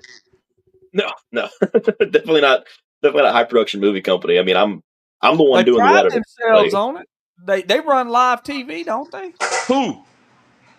DCW. Well, so that's the thing too. It's not sanctioned by DCW. Matter of fact, I actually, in the process of going through and blurring out individual logos, which is a pain for for as far as the editing process You are goes. the director. You're the editor. You're the. I wouldn't say I'm the director. I'm not the really editor, right? I'm more so. I'm the editor and the actor essentially in the in this big ticket promotion. Big ticket production. Let me ask you the most important question of all. Was you paid to do this by Walter? All right, so people that were paid. Brent got paid. Daniel got paid.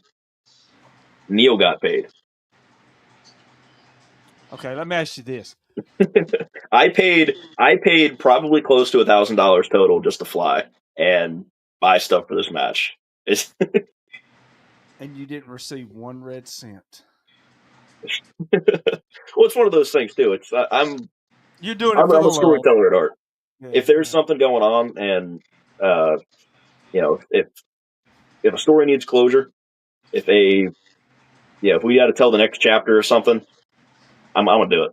That's just the creative side of me, I guess. Should I have gotten paid? Probably, but hell, I got a vacation out of it. I got to go to Pensacola Beach for a little while, so I'll take it. Who's a mark? Steve O'Malley. That's a yes. Raza, bro. I gotta find something to talk about. Oh no, that AL buddy. He said he was on a vacation. Vacation that came up because of the match going on, because of the dates that we wanted to plan out the Man, filming and everything for it. man, that was the only highlight, bro. I ain't hating on you, but you could have did that shit with way better talent, bro. Yeah, Yeah. should throw some wisdom down on this man. Talk about talent. Talk about putting your worth out there. Talk about getting in the ring with the right people. I mean, bro, up north, I don't really, know too many people out that way.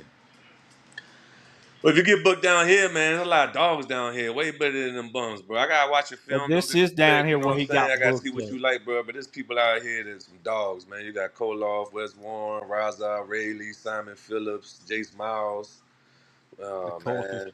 You got some dogs down here, man. So if if you really, want to get some work in, man, some boys that give you some go, man, instead of coming out here wasting your time, bro. Well, There's a lot of these dudes out here wasting their time, man. A lot of these dudes that left that little bum ass promotion. I hate talking about this shit because them boys suck, and I hate giving free promotion. But a lot of these people that left that place already, man, I'm proud of them. They doing their thing. Like, man, stop wasting your time, bro. You got a nice vacation though, so I'm glad you had that. But that other shit, man, that's a waste of time, man. Yeah, I mean, it did line me up too for the for AWF too. Being able to actually go down there and work the benefit show. So I'd say there are some positives to it also. Well, let me just say this, okay? What was I going to say? Oh, yeah. You ain't about to say nothing. No, I'm not. Let's see. I was talking about it. It was in here. It was just in here. I just saw it. Let's see. Steve O'Malley said it. Damn it. Where was it at? Oh, here it is. I remember. Did you watch the show last night or the night before? EJ? I was getting caught up on the clips. All right. Well, next week, next time you're down here, if you're down here, could you come down for like 4 weeks? In 4 weeks or 4 weeks? 4 weeks. 4 weeks. Kind of depends on the schedule because right now, so my shoot right now is I'm with the National Guard, and with that, it's there's a lot of free time and there's also a lot of like trips. So my schedule is ridiculous. So 4 weeks, I could probably make that happen, but financially, I think financially would be the concern because it'd be like the financial part. Okay, well, what I was going to say was if you had $3,000, you could come down here for 4 weeks and Vladimir Koloff will train you, and he'll be in shape, and you will be booked on credible shows. Oh yeah, well, I mean, I've learned a lot from Koloff just sharing a locker room with the guy. Like he's a just chatting with him backstage. You learn so much from him. You been in the ring with him? Yeah, I have. He actually is what he was the kind of catalyst to the Cyberpunk becoming a Cyberpunk in a way. On paper, from the showmanship side of things, Pennsylvania is where he's at right now, but he does come down this way. You just have to catch him at the right time. But the thing is, he was in there. Vladimir broke his arm. He was out for 6 months. Yeah, put his arm in a chair, broke it down on him.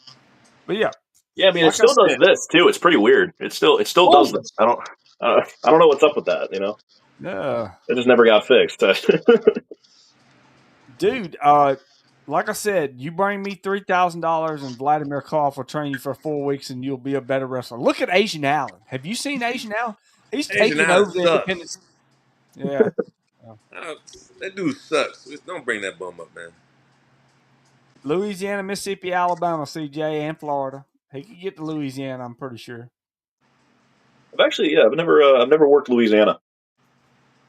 I've always wanted to. There were some good companies out that way. I just never got the Must opportunity. be the rubber arm implant. Get your blood work together. Yeah, get your blow up. Make sure you ain't got no STDs.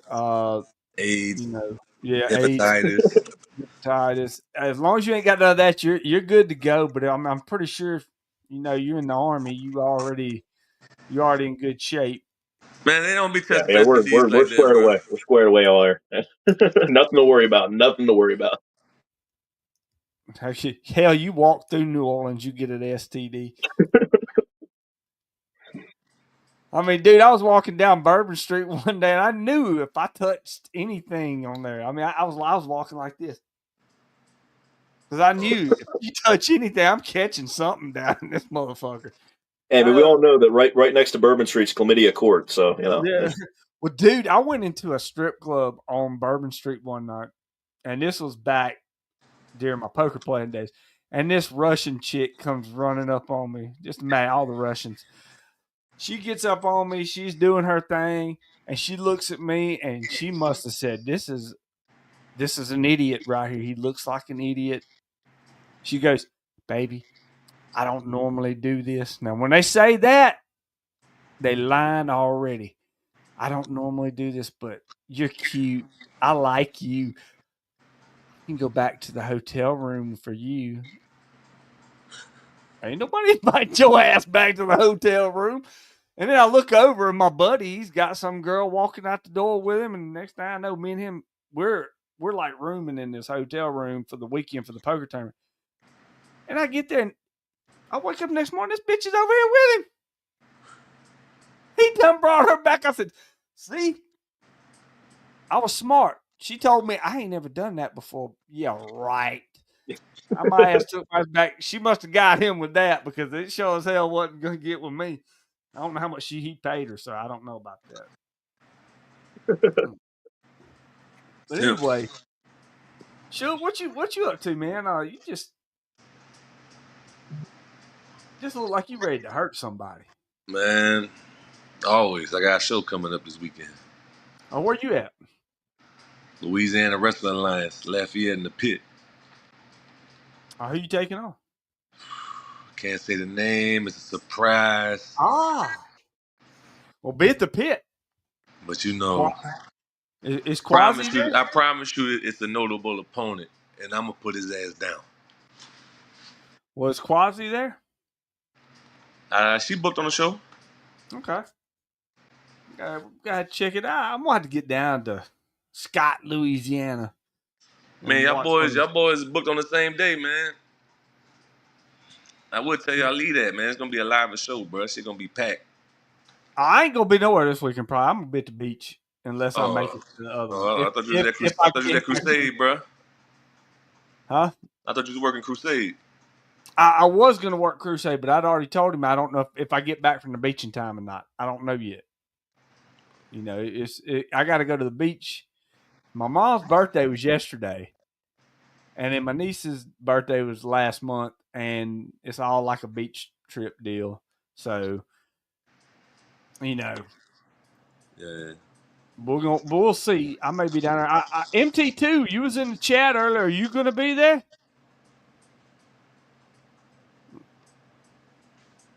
Yeah, a lot of the Louisiana guys. I'm hoping so, CJ. That bread pudding and dementia's got CJ all messed up, man. But anyway, so what is who's somebody you would love to get in the ring with? Like that you think your styles would work good together? Let's see. Yeah, you talking thinking just Gulf Coast region or just kind of in general? Okay, MT2. I'm talking about anywhere, anybody. Anywhere?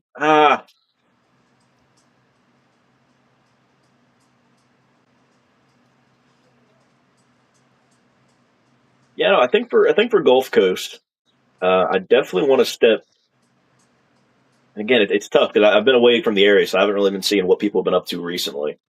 If he's still in the business, I'm not sure what his status is right now. if Breslin, if he's still around, Who? John Breslin. Man, that bum retired. Oh, did he? Did he retire? Yeah, yeah. Ray Fury retired that bum ass. Yeah, I got to Oh. get Breslin on here to talk about that retirement. Yeah, because I would notice him. I haven't been seeing him on social media at all lately, but Yeah, that guy dead, man. Don't worry about him. yeah, I guess if yeah, I mean Breslin, I'd love to work with him. El Cachi, he was one of my trainers. I'd love to run something with him. Of course, outside of the Gulf Coast, I'd say I plugged him before. Hakeem Young. Fuck it, Hakeem Young. I'm officially calling you out right here. Hit my DM. Let's figure something out. I think he just picked up some championships over there in Atlanta too. So yeah, I mean, there's a lot of the guys that as far as the Gulf Coast goes, a lot of the guys that I came up with, I'd say are the ones I would want to keep working with as far as dream matches. If you want to go there. Guys like Andreas, guys like Amp, Lashley Flair, Mason, all them. So Who? Wait a minute. Yo, Matt. Man, you just heard the You bullshit hear he what he just just said. said? wait, hang on. Definitely the last two. Let's be for real. Let's be for real. I'm about to throw up in my mouth. All right. So, what promotions? CJ asked, "What promotions would you like to work in the Gulf Coast area?" I'd like to see you and Jesse Dragonheart go at it. Yeah. Yeah, because he was working. I want to say he was one of the Slam Academy guys, right? So he working with Slam Academy for a little bit because I think he joined up He's with them one after of Ray I. Fury guys. He's Ray. He's Yeah, one of Ray Fury. He trained with Tyler Breeze and Sean Spears at Flatbacks, and then he's under Ray Fury and them's wing right now. He wrestled Cool. at Diamond for free, and he said he stayed there way too long.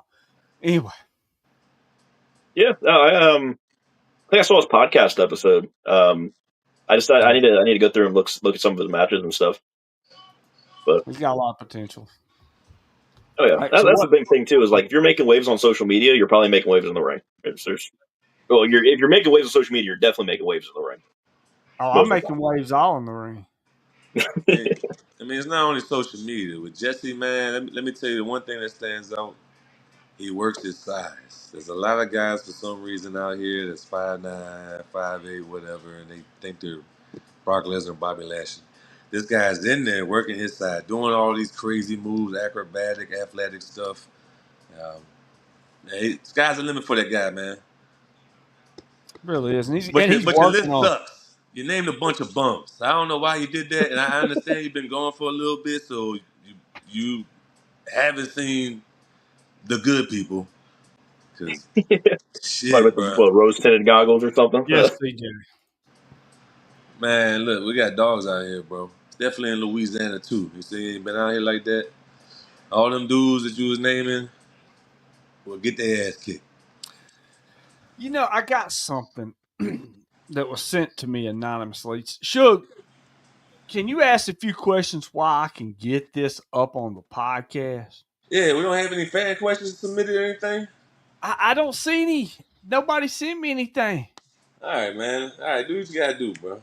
Yeah, I got something here that I want to show. Speaking of Diamond, I want to show what they got up in the locker room. But go ahead. Shug, All right, ask man. something. Well, guys, what growing up, I don't know. You guys probably talked about this. I missed the beginning. I apologize. Who's some of your favorite wrestlers? Of course, we're growing up. Say Randy Orton was pretty high up there. I'm also a big Stone Cold fan. At the time, yeah, of course, early on, everybody loved Cena. Yeah, that was one of my childhood heroes, I guess. Rob Van Dam, love Rob Van Dam. He's a guy I'm still holding out hope I'll be able to meet him at some point. Pick his brain a little bit.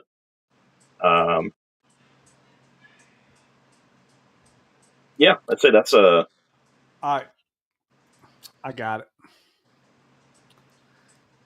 Now this Shug, I hope. Let me know if you can read this. If you can, I will. Let me see. Where Man, is don't it piss at? me off. I mean, this is in an indie locker room right here. Let me go with the first one, and I'm trying to get both of them up here so that we can do this together. All right, can you see that? Yeah. What's this, WWE? Oh, Yeah, no, never mind. I can see the thing. it is copy because you see they blacked out the real name, right? Yeah. I mean, whatever. If that's how they want to run their show, whatever. Here's the other one.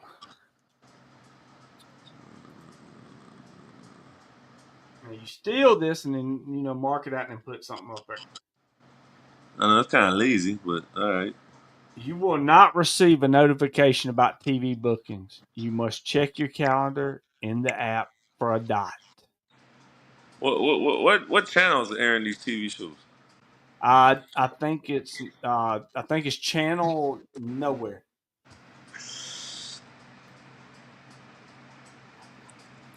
Hey, I got look, copies man. of that If, if you if you're couldn't gonna read it steal on the some, if you're gonna screen. steal something, at least don't be that lazy, blacking shit out. Like, Yeah. Redo it. Don't redact. Redo.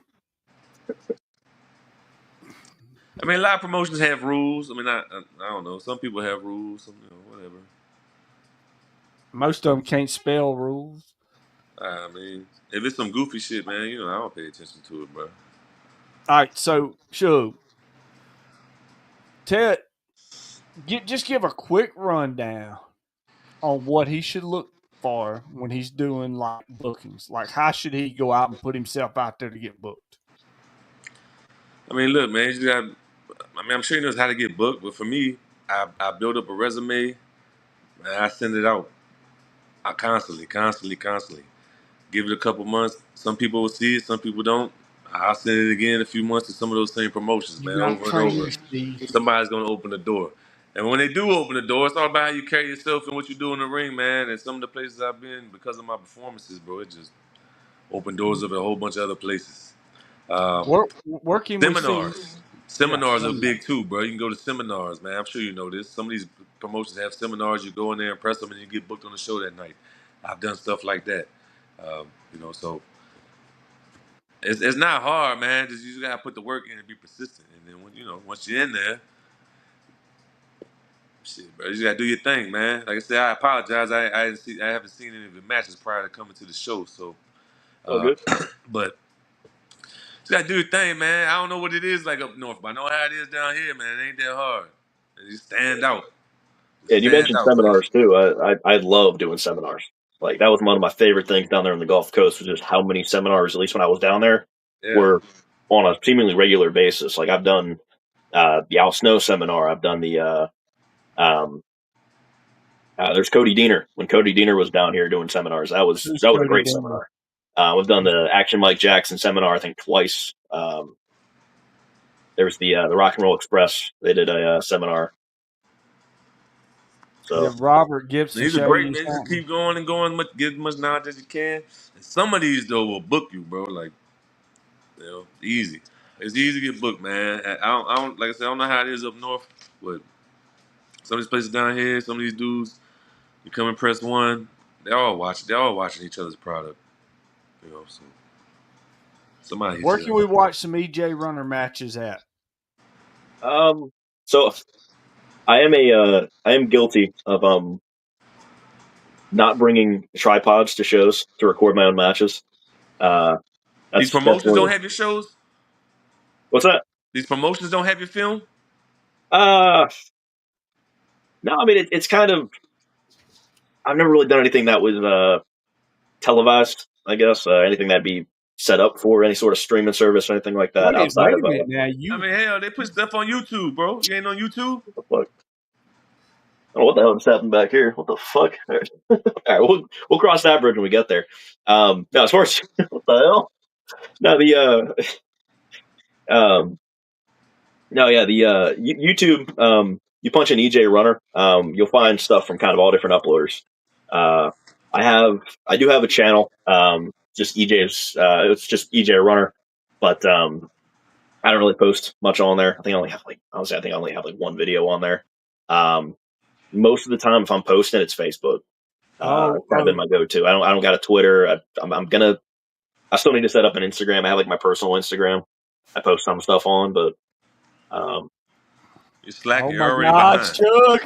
What would y'all recommend as far as the best social media out here for wrestling right now? Because I've been kind of seeing it as Facebook, but I mean I've heard good There's things more from than Twitter. that, bro. TikTok, Instagram. You gotta make reels and shorts. You got Hold YouTube on, page. hold Do the on. shorts. Upload a lot of stuff, man. Like Yeah, Chuck. I'm gonna have to get me another beer. We're about to what, watch man? something. We're about to watch something. Come on, man. Oh, is this stuff? Oh shit! Nice tonight. What's that, Bray Wyatt World pants? champion. And look, I'm not taking the championship. I'm just bringing it back to combat Are we where allowed it to belongs, stream so it can be put this? on a Hey, real hey. champion, Right, we not are. EJ Hey, Runner. hold up, hang on. At the end of the Walter's night, now officially on the I'm Brilliant Show going to podcast. be Look at the that. one This with is the proof. championship in the He's on. ring. He's Where on. that guy T-Fit? He finally got here. He He finally finally made got his him. appearance. We're watching this I told him to come on the show. I told him to, and he told me no. That's just. Hey, he has free reign. But it's Here for it is. Let's watch combat. It's not for me. I'm not like all these other promoters who put the belt on themselves, okay? We're here to make a proud wrestling company, and it sure as hell won't be with him as the head of the championship right there. Man, got no teeth, man. Interesting zoom Talk on about that. a real championship. Where the mask at? The way I see it, Oh, poor had this thing. possession is 9/10 This is early EJ Runner right here. right now in possession. This is like The CWL version Hardcore 1. Championship. Version One only 0.5 7 EJ Runner. EJ Runner. So you This is cinematic match. That's yours. I'm talking. You want to come out here Man, fast forward, and make man. bad Where's this decision after bad That's decision. the same thing. Fast forward. Bad decision. match? I was talking shit, man. Hold on, we gotta watch this. Hold on, here we go. Here we go.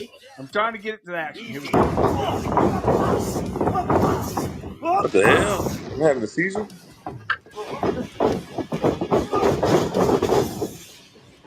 Wait, tomahawk you? He did it. He did it to Taka. 2. All right.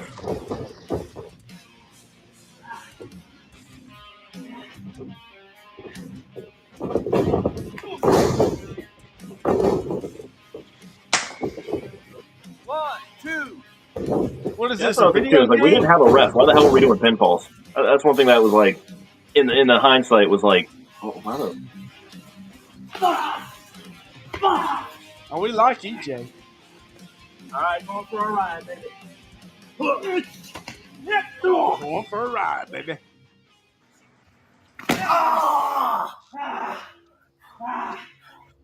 No concrete never hurt nobody. He took where's that this at dumbass the bump. book? Ain't Oh. nobody there. Stop making mistakes. Yeah, whoop his ass. All you ever do is mistake after mistake. Yeah, y'all talking too much, man. Stomp him out. Are you done? It's an I Quit match? There's pinfall? I'm not sure how I'm we. confused, man. I just, Yeah, I don't know why we. he can Yeah, quit. some of the hindsight things. I don't know why we did pinfalls. Shouldn't have done. What the hell going on with this damn camera shaking shit, bro? Give me a. Yeah, whoop this dude ass, man. Wouldn't be Indy without a super kick. That's for sure. Who filmed this? This was it was Brent behind the camera. This one. How about if you want to win that championship, I you could want have to hired take it from me? How about Thing you make fit. this match a little bit more That was a slap. That was a receipt. Yeah, that was worse than the slap that he gave.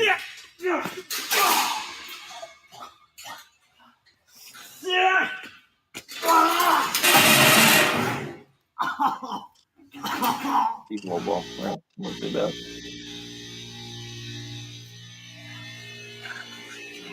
Make it a little bit more difficult, huh? And the fans need to comment. Bitch. Where's the fans at? We got talking about the ones in the chat, man. They need to comment, man. Tell us what you think. I think Huh? one of the Them go for soft like ass the. strikes, man. I would have got right the hell up. What'd you Oh, say? them soft ass strikes, I would stood right up. Yeah. Whooped his ass. This is my company! Just like every other dumbass! And it's like it is ironic looking back on it too, because he's like, "This is my company," and then the company died. Was it ever alive? You want to know a funny story? The original owner, before we continue, the original owner of CWL. I actually booked a real CWL show. The Hey, the third show. But anyway, play the rest of the clip, man. let's see what we got. I got left things to here. do. Stay 45. Hold on. Yeah, because we ain't got much longer. Here we go. Man, whoop this dude ass, man.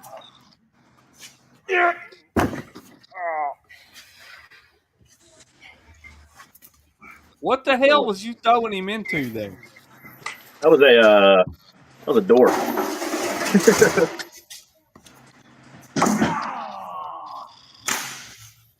That was just random. I don't even remember why that was there. I think I just happened to see it. Here's your door. Here's your door. Yeah, I love me some doors. I love me some doors.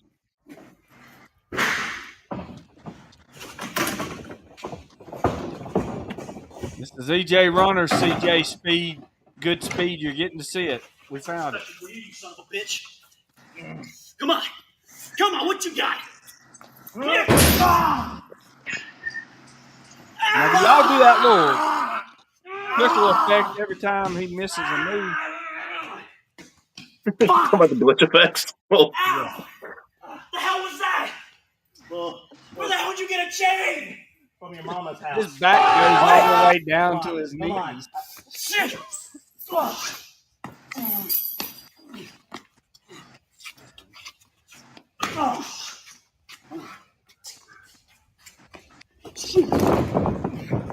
here we go. Here we go. I'm going to go through a table.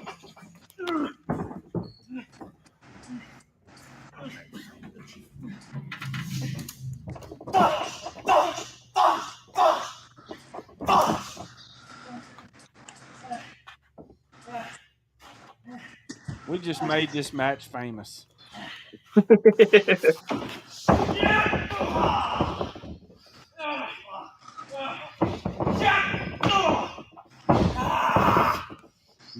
You getting your inner young bucks there? I don't know why we sent this shit either. I was like, You didn't put him through that hard enough. I was not the editor for this one. 1, 2, 3. And again, it's like, why the hell were we doing pinfalls? There's no ref there. Like, But hindsight's 2020 when it comes to this shit. Off of, That was a like fast count. I'll give you the win, though. Yeah, I mean, I ain't hating on the win, but that's a real fast count, man. Yeah, that ghost ref was on my side, I guess. Yeah. He ain't sent it to promoters. I found this in the depths of hell.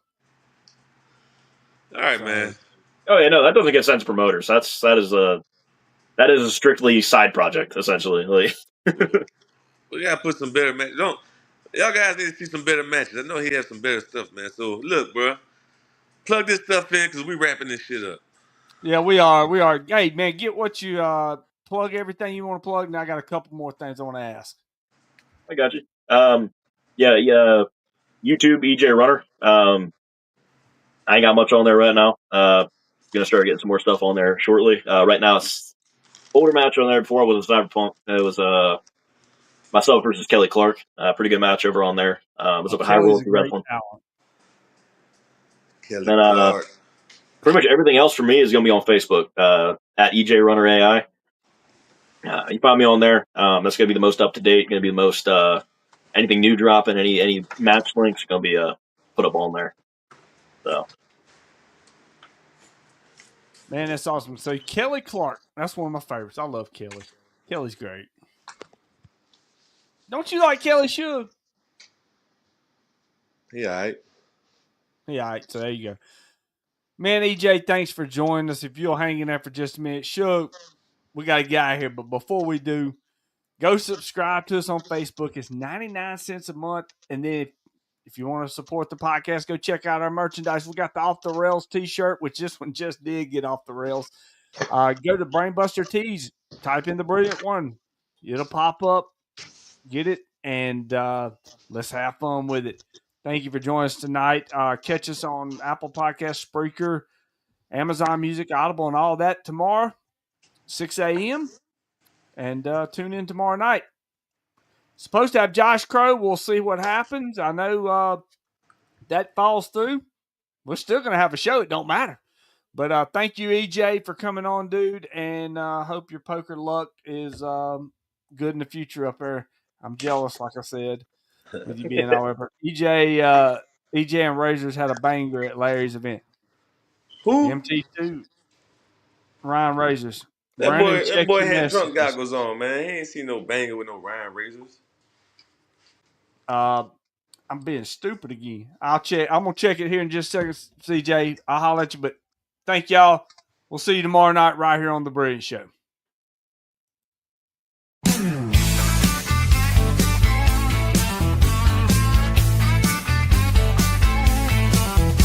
Lights blaze bright, it's a glorious sight. The champ of the mic owns the night. With a mind so slick and a suit so clean, he's running this ring like a wrestling machine. From gold-plated deals to jaw-dropping schemes, he's the man